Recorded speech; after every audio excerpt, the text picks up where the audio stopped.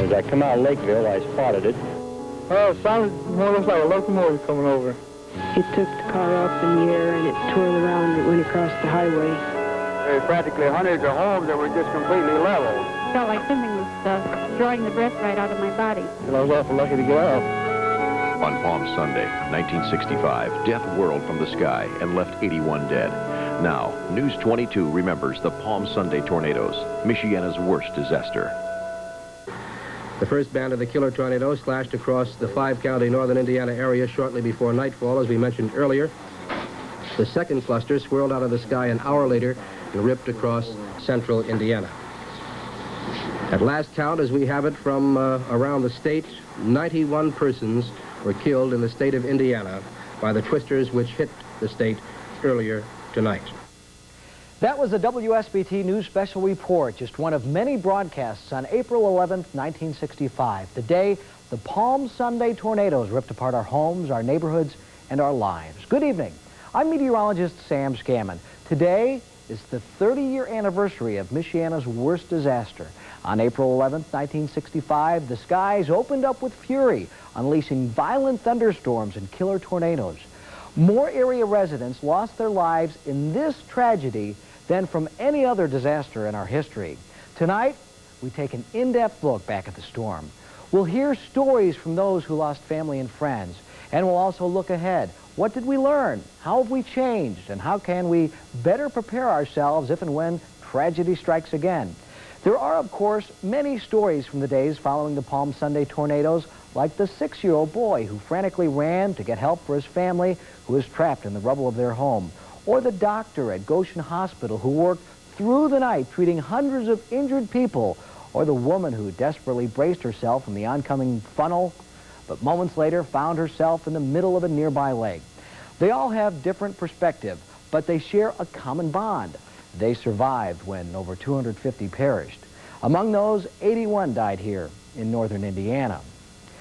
Mother Nature's wrath came on fast and furious, and unfortunately, the day's unusual weather was interpreted more as a natural oddity than as a final warning. But looking back, many survivors now talk about the ominous feel in the air that day. It was unseasonably warm in the morning, and in fact, it was uncommon for us to be out doing things like playing baseball and softball and those sorts of things that early in the year. Palm Sunday of 1965 was a unusually warm day. It was a very humid day. It was very close, warm, exceptionally close for that time of the day or year. And they were right. It was a sultry Palm Sunday. Bendix Field recorded a high temperature of 73 degrees with 91/100ths of an inch of rain. But the record books indicate only a fraction of what actually happened that day. The meteorology was impressive. A powerful cold front was in the process of pushing through the Midwest. Warm, unstable air was feeding up from the south. And a strong jet stream moved from the southern plains into the Great Lakes. All of the atmospheric dynamics were rapidly coming together, which later that day would produce Michiana's worst disaster. Tornadoes form from strong thunderstorms. The clashing of air masses provide the forcing of air upward. Violent thunderstorm cells called mesocyclones develop. These are storms that have circulation. Tornadoes originate in the mid-levels of the storm and spin down to the ground. While on the ground, they can destroy anything in their paths.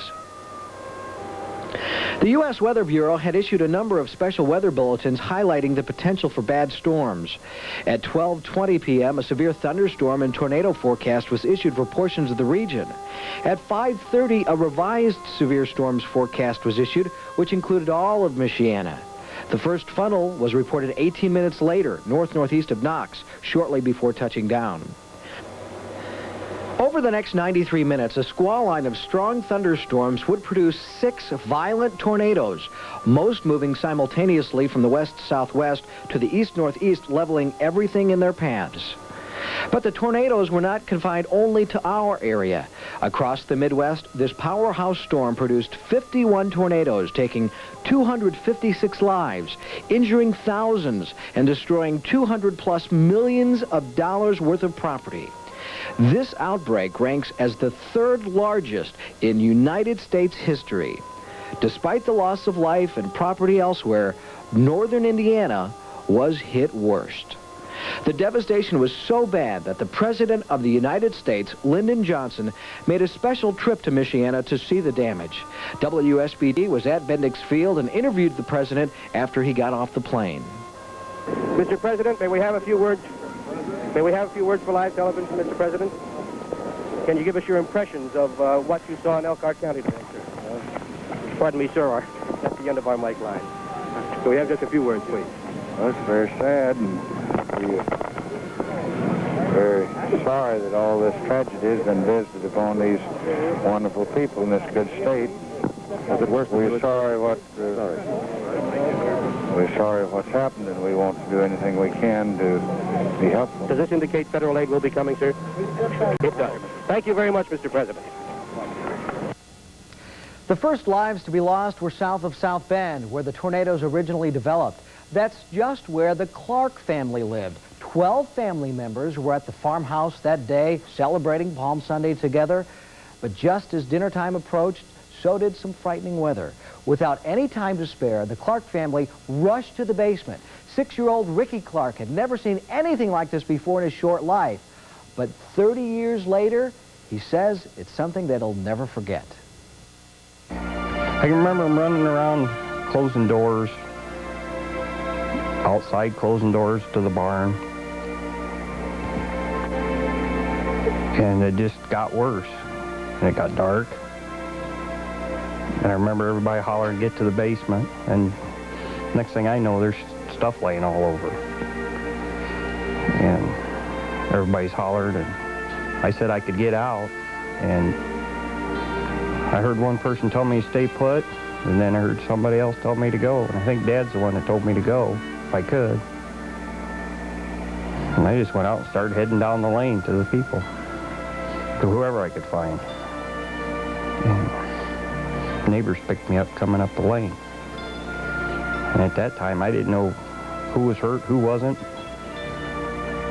Just knew I was getting out. It took everything. And you wouldn't have believed that anyone could have come out of that house alive. Because there was 12 people in the house altogether. And 4 of them were killed.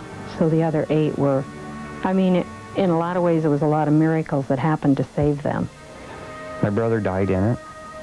And that was a lot, because him and I were pretty close, of what I remember. And we had friends there that lost a daughter.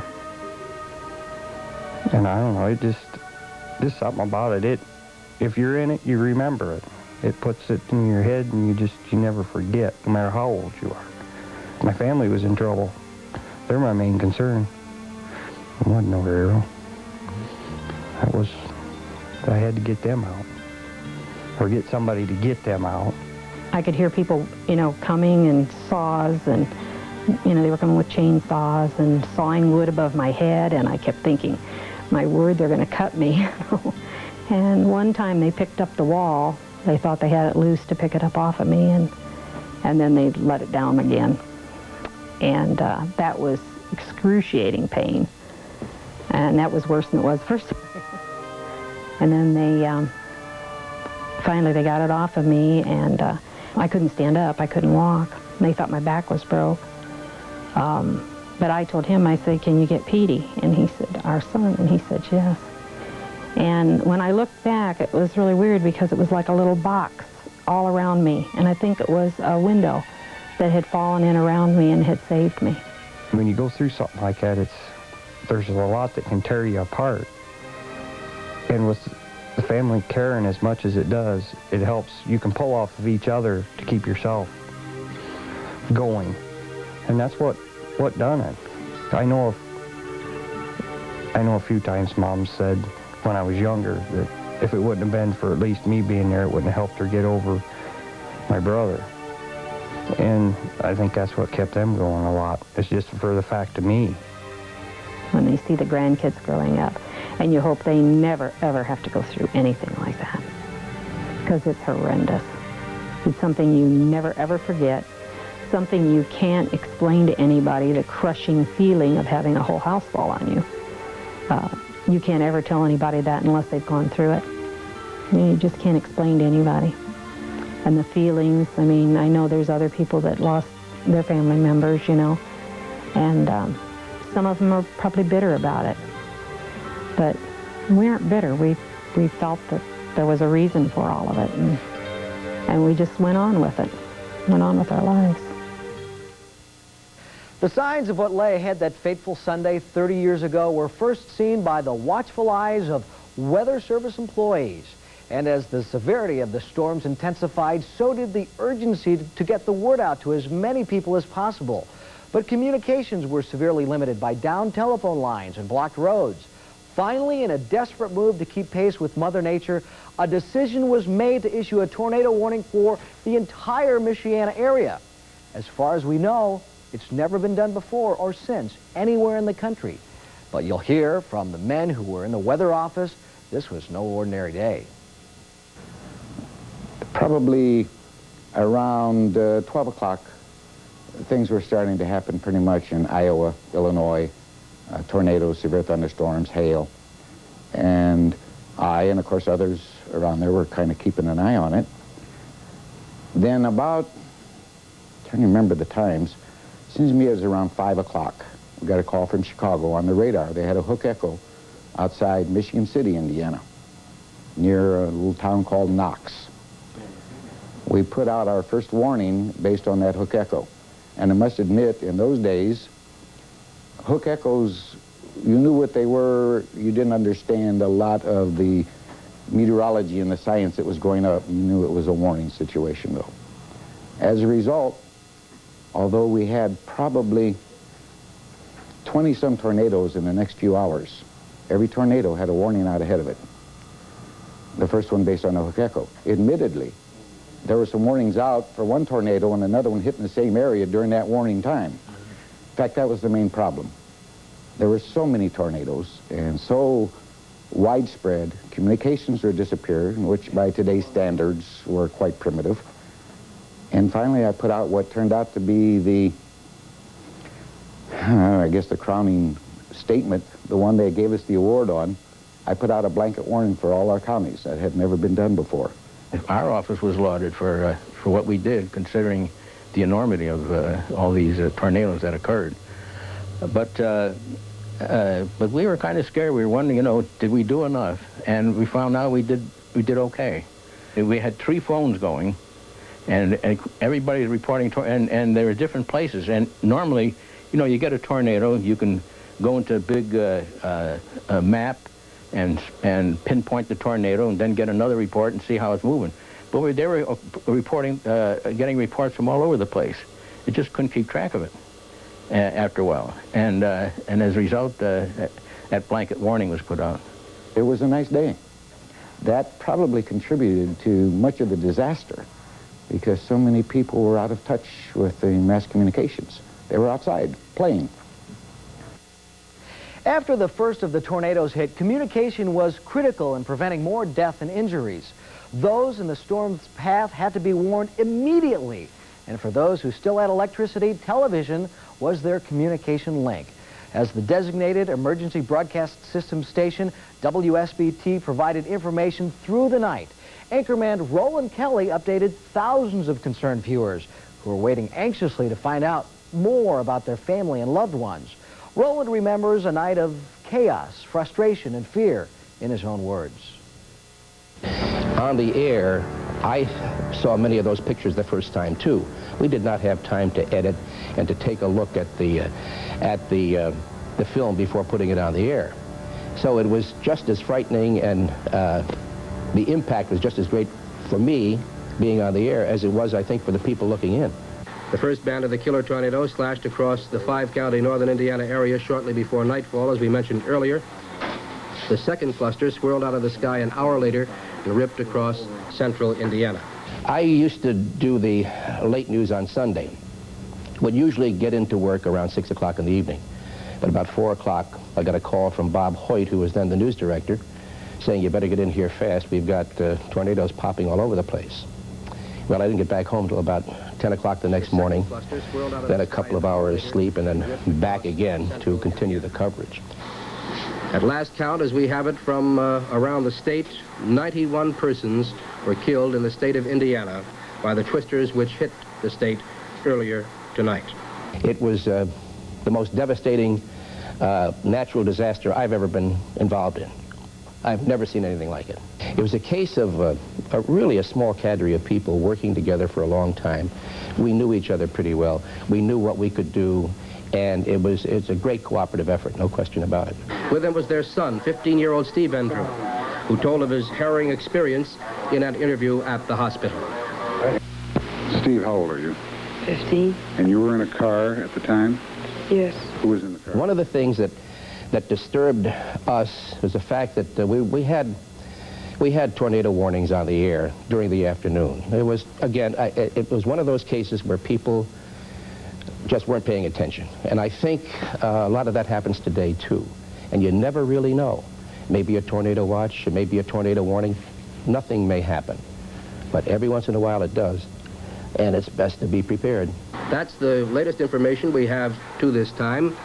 We hope that you'll tune in again tomorrow morning at 7:30 for the On the Go program, when we'll bring you up-to-date information on the Holocaust which struck northern and central Indiana this evening in the form of tornadoes. It was a day of heroism. But there was one unfortunate reflection of human nature during the crisis.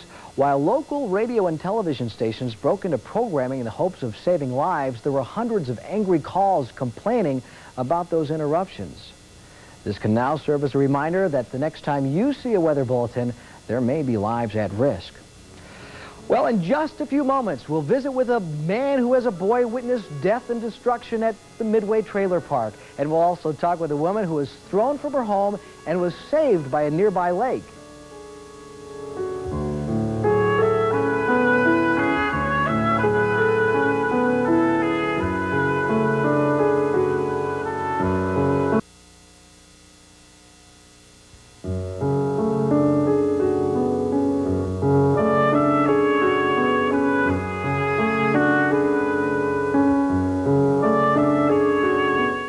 Well, you could hear it coming, and it sounded like a bunch of jet bombers flying over, lots of them, and then there was dirt flying all around us, and it felt like something was drawing the breath right out of my body. At the Midway trailer park in Elkhart County on US 33, out of 120 mobile homes, only 12 were left standing following the Palm Sunday tornadoes. Living in one of those mobile homes was the Laux family. 8-year-old Kevin was enjoying the unseasonably warm weather with his friends when Mother Nature took a turn for the worst. In the morning, actually that mid-morning, I was out playing out back in the back row there, some kids.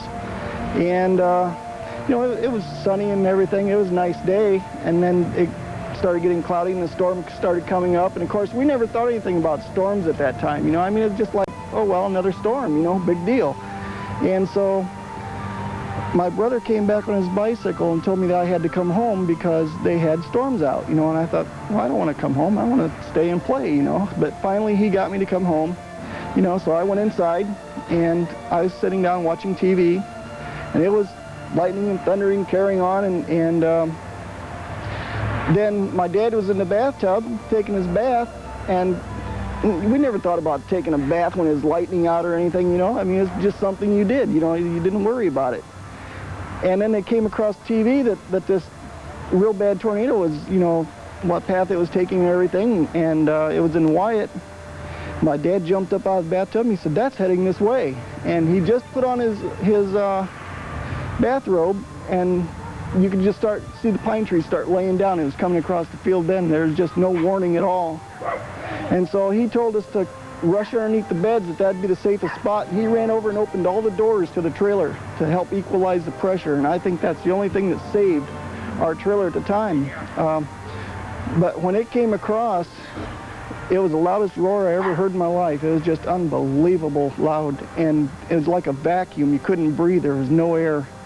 And I snuck out from behind the bed and looked out the back window, and I could see a trailer going up in the air and turning around. And of course, you know, it only lasted maybe 15 seconds, 15, 20 seconds at the most, and it was done, it was gone. I remember I was underneath the bed and I was shaking, and my mom said, okay, I think it's okay, we can get out now. And we came out here in the kitchen and we sat down, and I remember seeing the second funnel cloud going across over towards the Zook addition over there. And my mom was telling me, you know, now just, I think we're going to be all right, it's going the other way. And I said, shh, be quiet, it'll hear us. You know, I don't want it to hear us, you know, I don't want it to come this way. You know, and so I was really scared, and at the time, there was traffic like you wouldn't believe on this road. Of course, 33 was a two-lane road back then, and the ambulances and stuff couldn't even get here because of the traffic pileup already. You know, they'd already gotten here.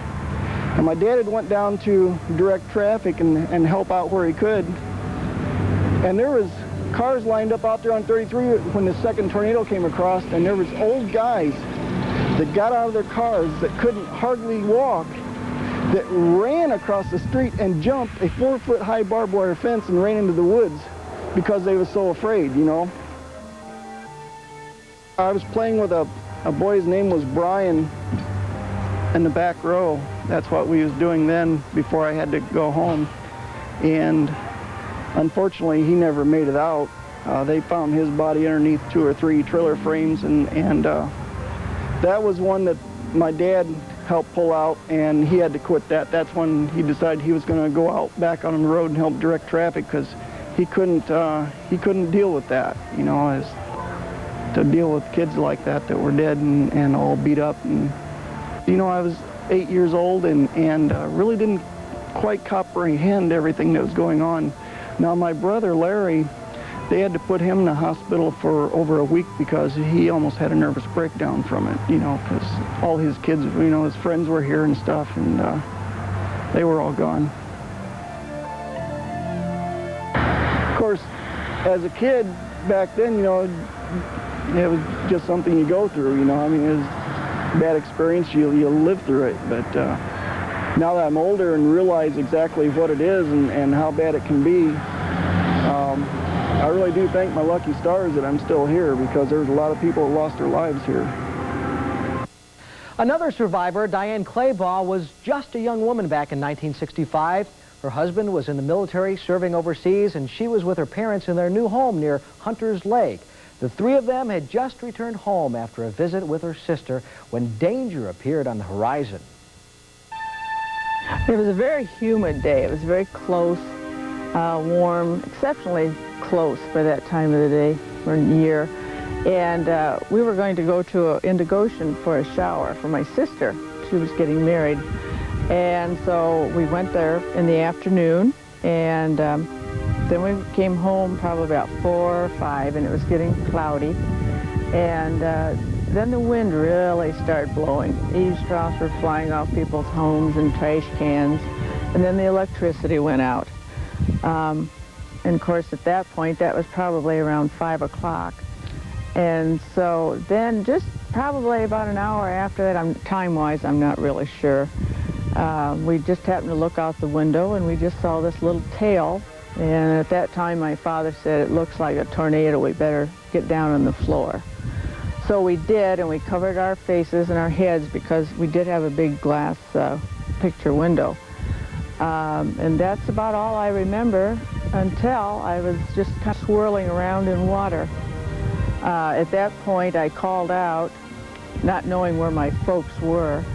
I did see my dad, who had swam up the shore. And then shortly after that, behind me, I heard this noise, and it was my mother, who couldn't swim, and the neighbors had a big purple footstool, and she was hanging on to that. So my dad swam out and saved her then. And then meantime, I walked back to the road, and the neighbors came down and took us down to their home, and then he brought my mom, and they eventually then took us to the LaGrange Hospital. We all had injuries, but nothing serious, not like a lot of people had. The house was completely gone. There was just the fireplace standing in the one corner. What had happened was the floorboards had just come up and threw us all into the lake. which we thought, you know, we would remain on the floor and just cover our heads and everything would fly over us, but that wasn't the case. There was just nothing left, a crawl space and a chimney. That was about it. You always hear about people drowning in the lake, and in this respect, the lake saved us, because you heard about people that landed in trees and on other land, and, you know, there was no hope for them. But with the water, we were really very fortunate. And you also found out that the material items don't really mean that much as long as everybody lives. Gosh. I didn't realize. 30 years later. It comes back. Yeah, it really does. You kind of hope that it doesn't have to ever happen to anybody else. Yeah, I hope my children never have to go through it.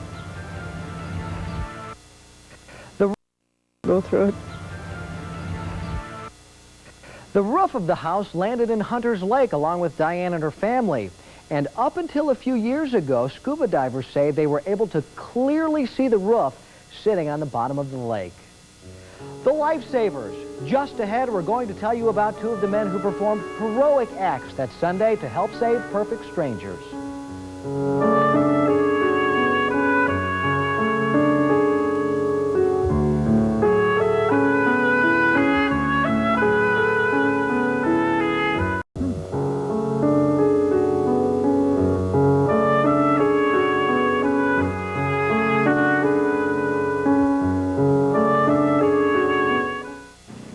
We see a car in the basement. Did that come flying in after you were down there? Yes, it come in after took the house off, and then the car come in down in the basement. We was between the car and the stairway landing. Many of those who survived now say they probably wouldn't have lived if they didn't find safety in their basement. Houses were ripped apart like cardboard, making underground cellars the only hope for most families. But can you imagine looking up and seeing every one of your possessions gone? And even worse, the structure you once called home now threatens your life? Two men and their families from Dunlap lived through that very experience, and 30 years later, still remember what it was like. Well, I tell you, that was really something. We had our eyes all closed and was sitting down there on the floor, and you could hear the glass cracking in the windows and everything. And it's just a deafening roar. And it only lasted possibly 30 seconds or so, and it was past. But it just completely devastated everything. And there was a big beam come down and put a pretty good gash on my head, but the rest of us, other than contusions and abrasions, fortunately, there wasn't, you know, too much wrong, except Mrs. Beeler's mother. They found her out on the railroad tracks back there, and she was decapitated. And Mrs. Beeler, they found her out by the railroad tracks because she had only got partway down the cellar steps. They found her out there, and she was critically injured, but she survived. Well, I stood up and looked out over the edge. Their house was all gone, and I looked out over the edge towards my place, and of course my place was all gone, except my stone fireplace was still standing. This automobile landed upside down in their basement, and you could smell gasoline. It was just pouring out of their gasoline tank. So we got out of the basement in a hurry. We just climbed up all the basement walls, and our number 2 son, he kept yelling, oh, it's so hot, and was sitting on the floor, and their water tank had ruptured, and he was sitting in all this hot water. I looked out and saw the tornado coming, and Mary asked me, say, what are we going to do? I said, lay on the floor and cover the boys up. And so right then we did. And first thing that happened was the door slammed open, and then the door slammed shut, and you could hear the glass breaking, and it was breaking all around, and the ground was shaking from the tremendous force. There wasn't anything left, no walls or anything. It was completely destroyed. Changed my life probably the fact that we adopted 2 girls later. I think that was probably a result of, you know, trying to reach out and help someone. There are, of course, many who survived but did not escape injury. Thousands were rushed to area hospitals, putting a strain on the entire emergency response system, from the rescue workers to the hospital employees. This sort of disaster cannot be prepared for. There had never been anything of this magnitude before or since, but everyone who could lend a hand did, and their efforts prevented the death toll from skyrocketing even higher. Among those heroes, 2 men in Elkhart County. One worked through the night at the Midway trailer park, the other at Goshen Hospital.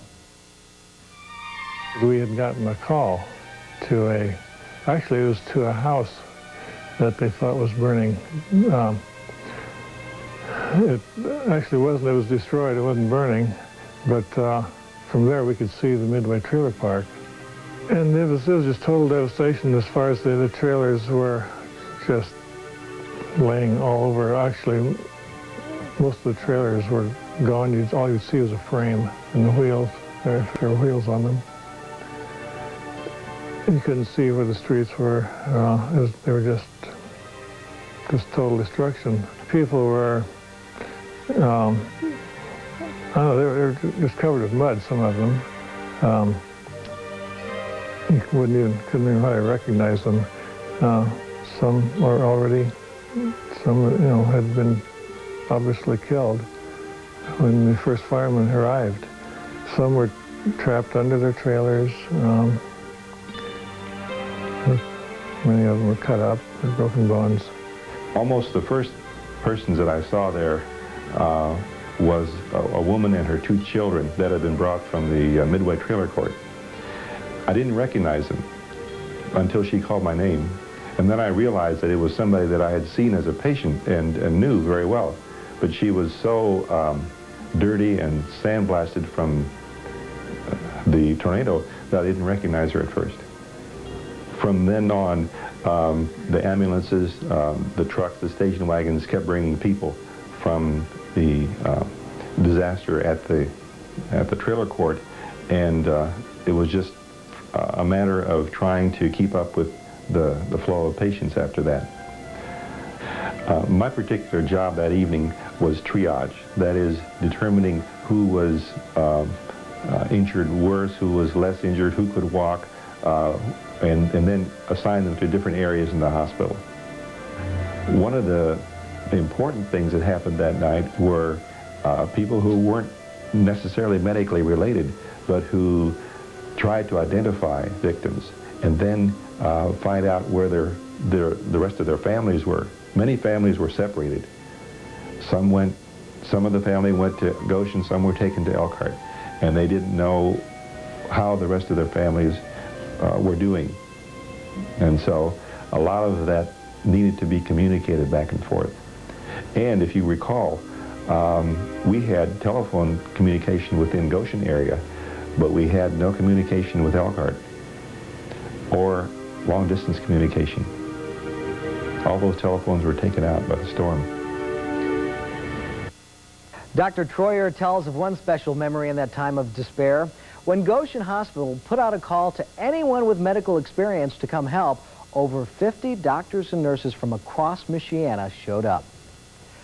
In just a few minutes, the story of 2 Michiana men whose lives are still impacted by the power of the Palm Sunday tornadoes.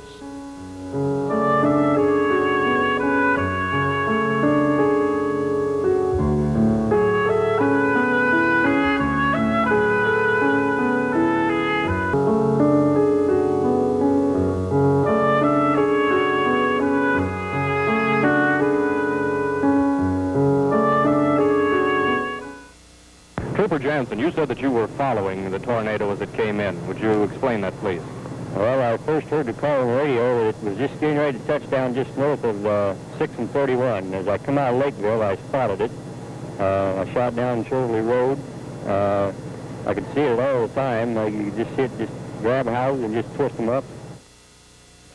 The thousands who took action the night of April 11th, 1965, without question made a difference in the disaster relief efforts. But what isn't as well known are the people who are still taking action today. The tornadoes did more than just destroy lives. Its power also shaped the lives of those who lived through it. In Elkhart County, 2 men are living examples of the positive effects of the Palm Sunday tornadoes. That night, our terror was we didn't have a house, because every place we went, we found places of devastation. Now, as it turned out later, we just happened to be crossing the path too many times, but we had no way of knowing it at that moment in time.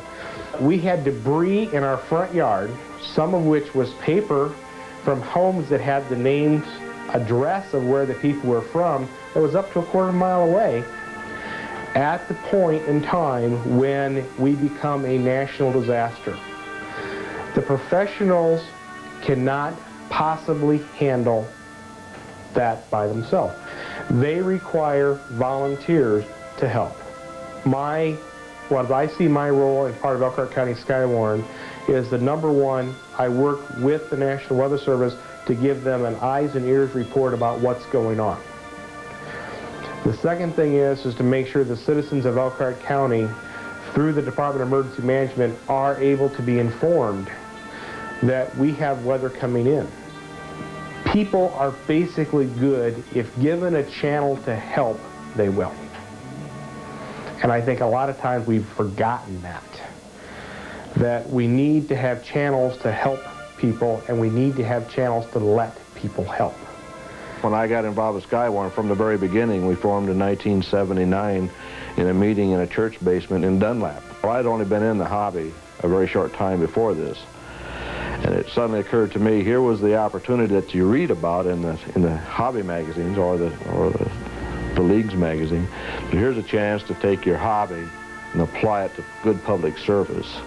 It's a heck of a resource, and it doesn't cost the public or the government anything. It's there. It's a hobby, and everybody collects their radio skills, and through a planned program, then we have procedures nowadays of how we function. And Elkhart County works hard at trying to provide a service as far as Skywarn. Tonight, we have been telling you the numbers. More than 250 dead in the Midwest, 81 people here in Michiana. Here now are the names of those we lost 30 years ago today, as we remember Michiana's worst disaster.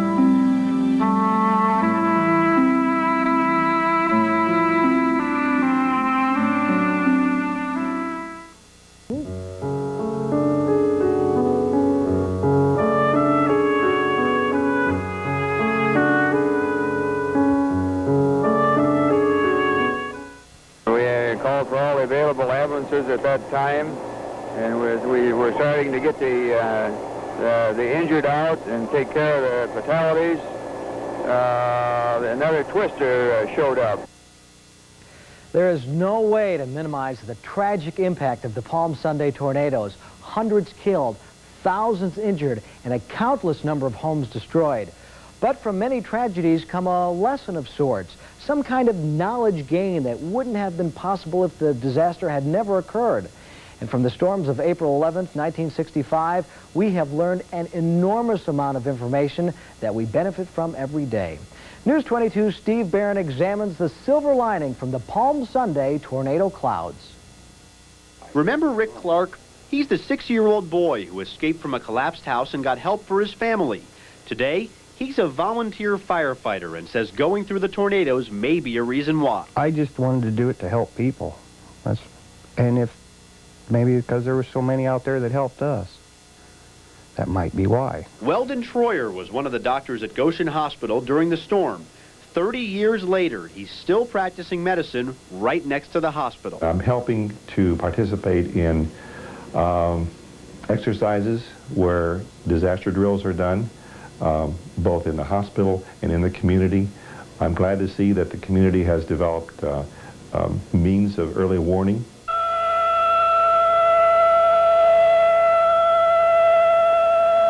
Weather sirens are now in place over much of the area, and broadcasters are using high-speed automated technologies like News 22 Stormwatch to keep you better informed.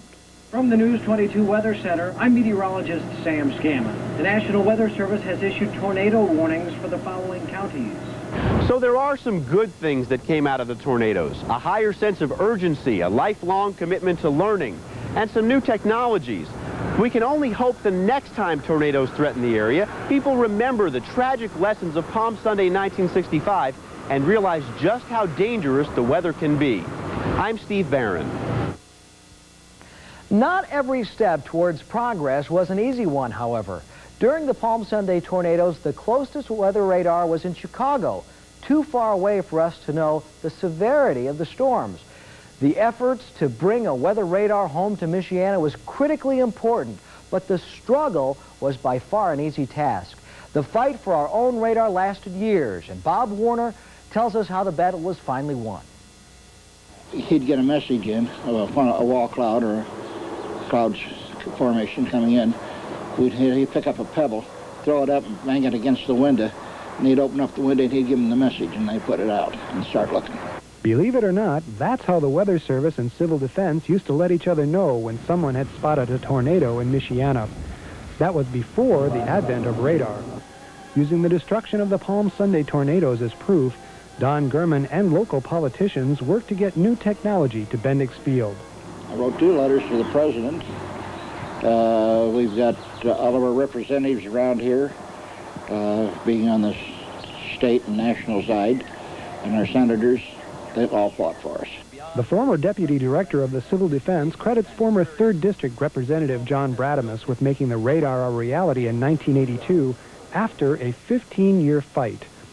And that's a reality that Gurman says should not be taken for granted. People take heed.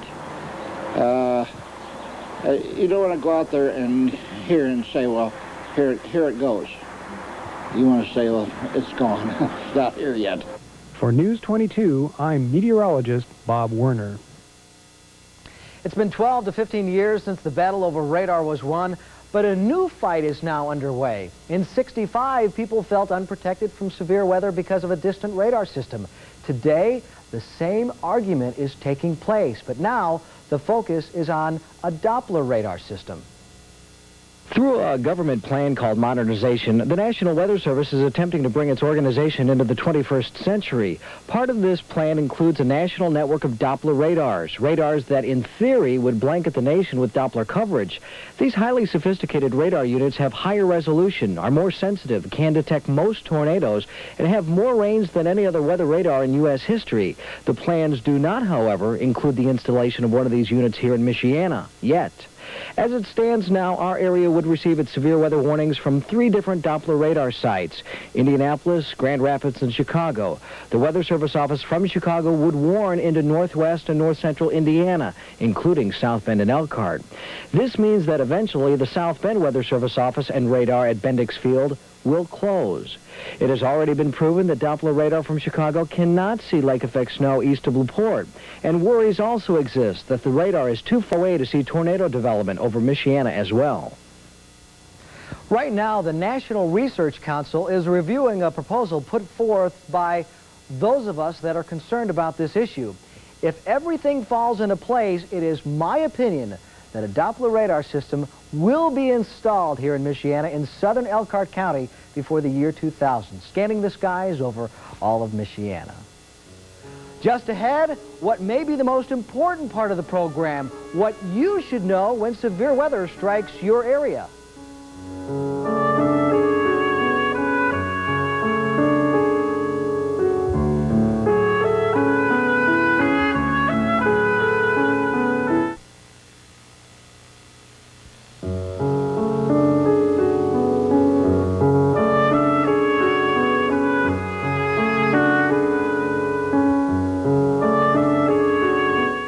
Do you think the children were aware of what was going on? None at first. They weren't aware at all. They thought it was a game.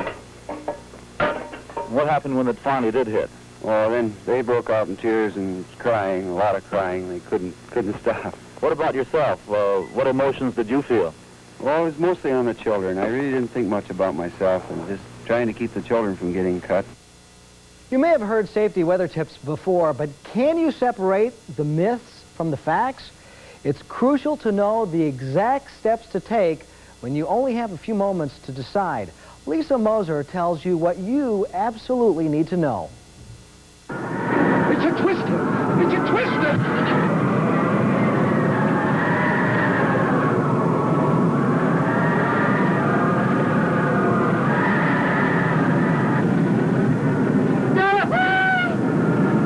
If you're at home when a tornado strikes and you don't have a basement, go to an interior room away from outside walls and windows. If the windows are open, leave them open. If they're closed, leave them closed. It's a myth that opening windows can save the house in the event of a tornado.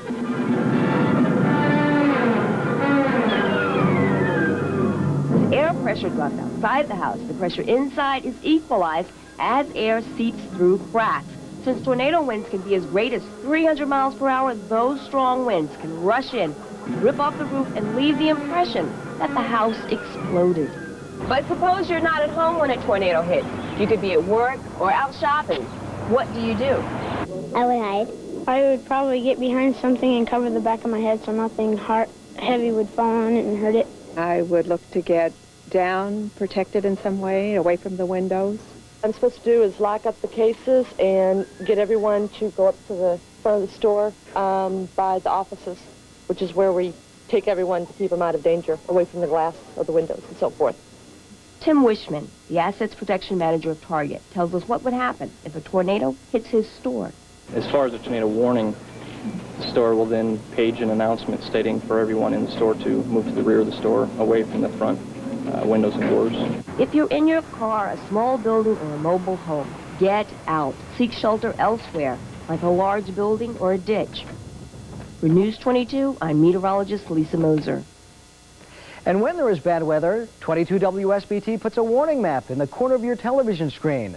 Not all of us can recognize our county on a map, so we have a quick and easy solution. Stick this Michiana map on the back of your remote control for a quick reference. They're available at all Martin's supermarket stores.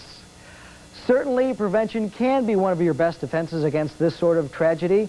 We hope this 30-year look back on the Palm Sunday tornadoes does more than just stir your memory. It is our hope that with a closer look at the devastation Mother Nature can inflict, you will better understand the potential danger when severe weather strikes. They say history repeats itself, and while we may not know when or where, we can sure a tornado outbreak similar to the Palm Sunday tornadoes will happen again. But knowledge is power, and with this knowledge, everyone has the power to save their own life and those of their loved ones. Thank you for spending the last hour with us. I'm Sam Scammon. Good night.